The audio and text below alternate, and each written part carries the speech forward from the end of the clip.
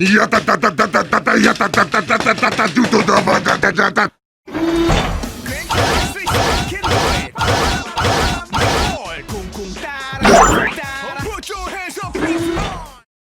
this is KRBrickBot, and while I'm waiting around at a disadvantage and not really going to get in the game and just falling behind of the hot new toy stuff, here's a random retired review of two of the Carbots on the opposite spectrum of desire.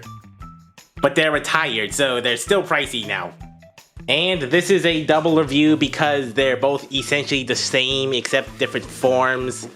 Like, these are both from the One Action series of Seasons 5, 2018, and 2018 March.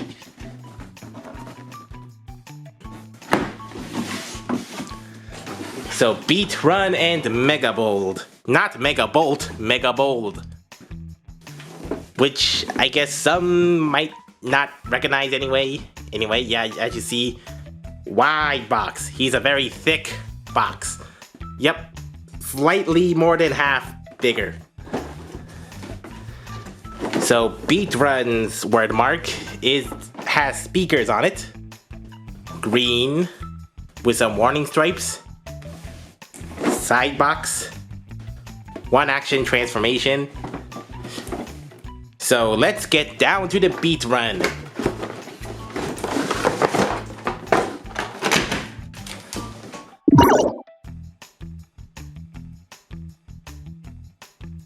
So this looks like a really souped up racing buggy, a earth blue, dark blue racing buggy with some red accents and bright blue flames pointing the other way.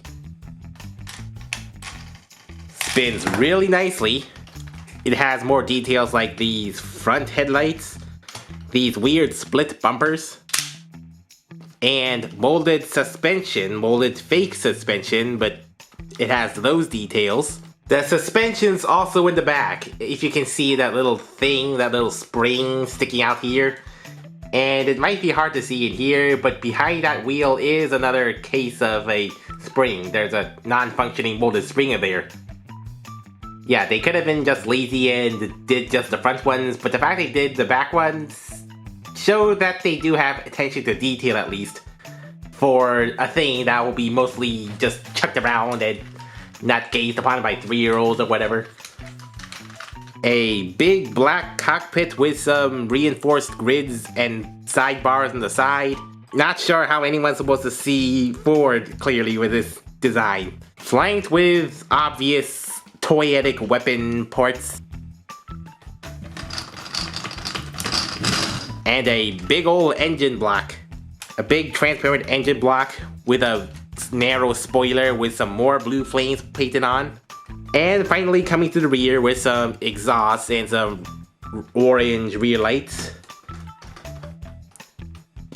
And to the side, it's pretty simple with just little grids here, silver plating here, and what kind of looks like something peculiar here.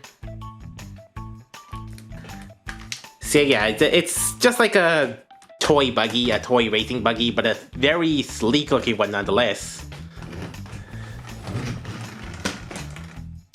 For transformation, simply pull this back and flip forward and manually move the arms and manually move down the back feet.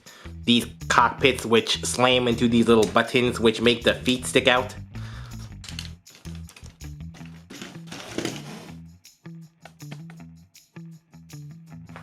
And shoulder mounted guns or hand mounted guns. Converser would later use this same transformation scheme except forward instead of backward. So yeah, this scheme was used for Converser. Yeah, basically Converser is a reverse Beatrun. That's not laziness, that's clever reused recycled engineering. So Beatrun is a very sleek looking robot, ridiculously slim, unhealthily slim. Pretty sizable legs, car legs, but not much going in the foot. A flat slab with a pseudo spring. And absolutely no leg going about it. Yeah, it's just slight spring-loaded side split. Ergo, all the leg. The upper arms and legs, they look like they have the exact same design style, like these little piston bars in the exact same style and that little bump there. So the arms are the only thing that are articulated, just soft ratchets.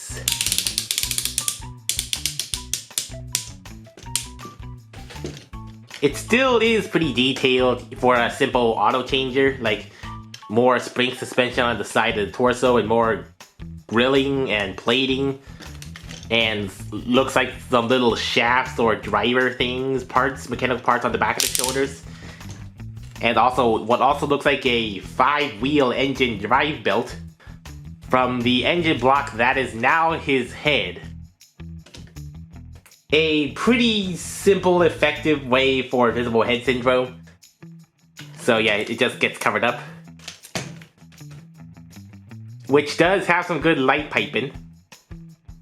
It also has like extra eyes in that little visor there. Which also highlighting his tiny little vented mouth. Not exactly like a pig snout either, but that is a tiny faceplate dominated by a very big visor.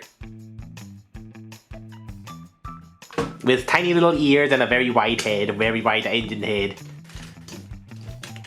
And the spoiler, it gives him a nice little design appeal. I mean, the spoiler as the chest.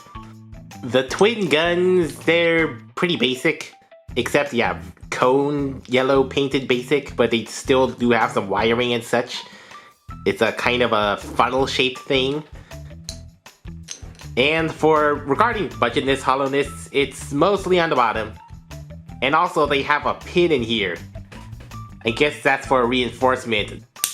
And did I mention the arms? Yeah, I mean, from the side, the arms are practically non-existent and have this ugly handle tab thing sticking out because these are the only things that can lock into the car mode. They just had to leave that ugly thing. Could they have just left the tab on the leg so the legs had an ugly tab sticking out of this instead of this sticking out of the ugly arm? This ugly thing. And what even is this?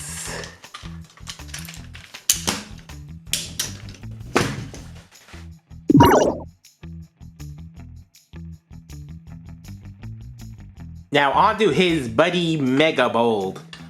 A 6-wheel cab and trailer truck thing.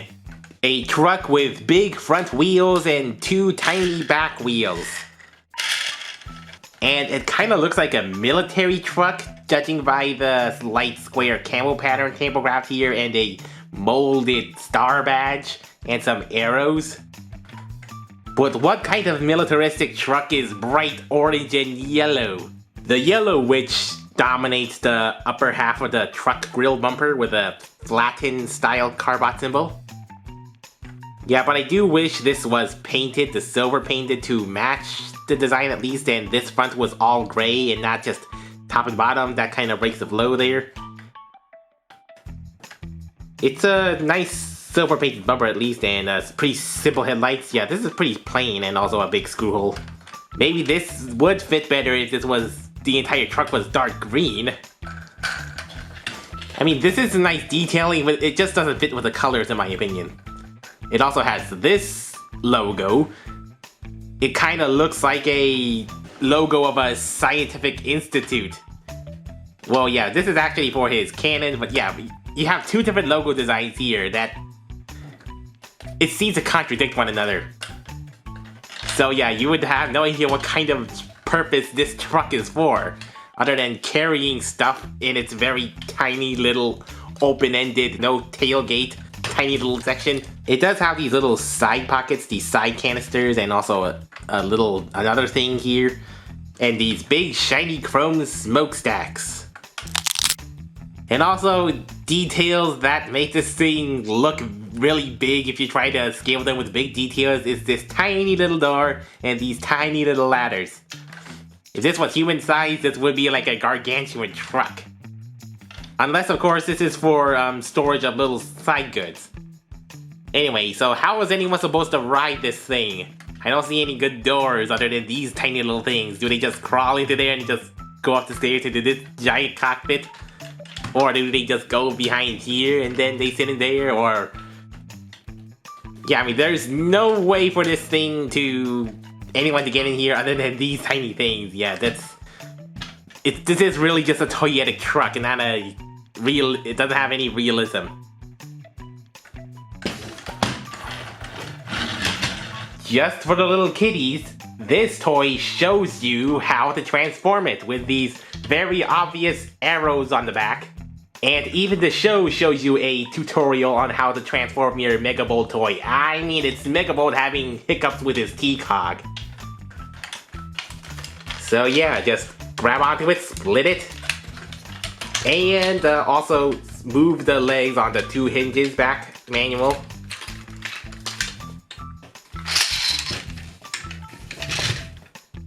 Instant big boy. He's like a heavy machine gun.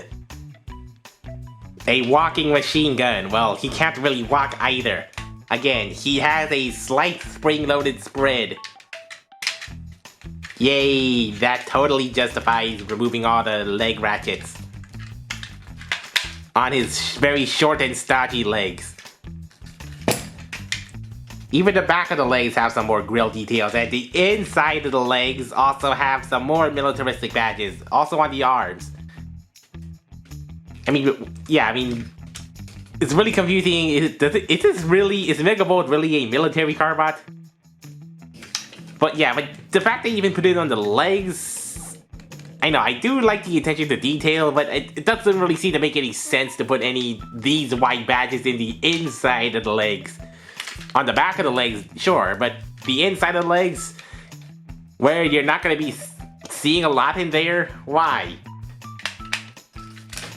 Yeah, so yeah, if you just fold it up and yeah, it's all going to be covered, so not sure why you put it there. So the arms, yeah, they're pretty simple arms.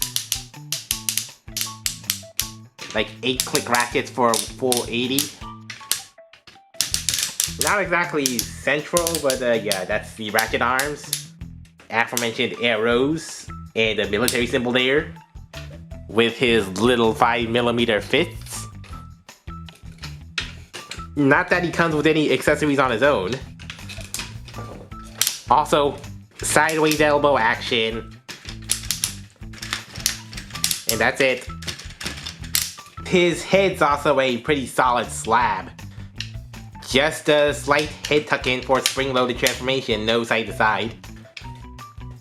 It's another robot head, but I guess the orange kind of makes it lost in there. Maybe some silver would have helped breaking it up. Like especially these smokestack ears. I guess this does have some light piping in there. Forehead light piping. Yeah, but it's pretty simple. Pretty simple head there. And also a pretty simple back. Just like 3 big levers on the back and some more interior details here. Some simple shapes and whatnot. Of course, the main fun is this big old cannon just injected into his tummy. A 3-barrel hexagonal cannon with different elevations for each of the hexagonal barrels. I guess that's for oscillating power, although this is more like a giant laser beam than a machine gun in the show, so not sure what's that for, and also it's a pretty shiny chrome. So as you can see, it really only spins if you manually turn the knob. It always spun in vehicle mode from vehicle to robot because there's a little gear here. A gear which runs on the side of the rack on the side of the truck. So yeah, as you see, as it folds down, it closes up, and then when it goes forward, it runs on the rack. What I'm saying is, I wish this thing could also be activated in robot mode, like a little extra lever on the back to make the thing go rat-a-tat-tat-tat-tat-tat-tat-tat. But yeah, you just have to, in robot mode, you just have to spin it like this. Or make him hump, do the thrusting.